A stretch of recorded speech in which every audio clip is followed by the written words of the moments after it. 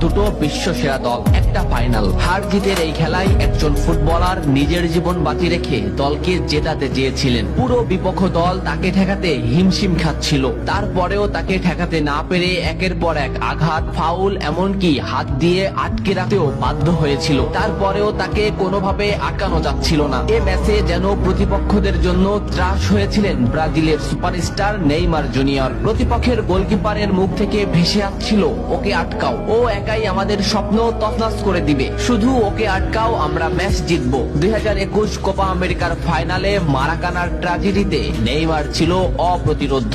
স্মৃতির পালে হাওয়া দিয়ে চলুন দেখি এ ম্যাচে নেইমার প্রতিপক্ষদের জন্য কতটা দুর্বিষহ ছিল। এক অসাধারণ স্কিল দিয়ে ম্যাচটা শুরু করেন নেইমার। লো সেলসোর মাথার উপর দিয়ে এক অসাধারণ ড্রাবলে বল নিয়ে নেইমার বিপক্ষ দলকে বুঝিয়ে দিলেন যে এই ম্যাচটি হবে নেইমারময়। এই মোমেন্টটা লক্ষ্য করুন, মাঝ মাঠে বল, ক্যাসিমিরো নেইমারকে বল দিল। এই মোমেন্টে পিছন থেকে দি বল, সামনে থেকে আর্জেন্টিনার আরেকটি খেলোয়াড় সরাসরি নেইমারের পায়ে ট্যাকেল করলো। এভাবেই চলতে থাকে ম্যাচ। ম্যাচের 12 মিনিটে নেইমারের উপর যে আক্রমণ চলছে তার কিছুটা প্রমাণ মেলে। প্রতিপক্ষের খেলোয়াড়রা নেইমারের ব্যান্ডটি ছিঁড়ে ফেলে, নেইমার সেটা রেফারিকে দেখায়। ম্যাচের 15 মিনিটে আবারও নেইমার বল নিয়ে সামনে আগাচ্ছে, কিন্তু আর্জেন্টিনার একটি খেলোয়াড় তাকে সরাসরি পায়ে ট্যাকেল করে, মাটিতে গড়িয়ে পড়েন তিনি। এত কিছু করেও নেইমারকে তারা আটকাতে পারছিল না। ম্যাচের এই মোমেন্টটা লক্ষ্য করুন, লেফট সাইড থেকে বল টেনে নিচ্ছে নেইমার। এই মোমেন্টে নেইমারকে ঘিরে আসছে প্রতিপক্ষের 4টি খেলোয়াড়। দুটি খেলোয়াড় সরাসরি নেইমারকে পায়ে ট্যাকেল দিলেন,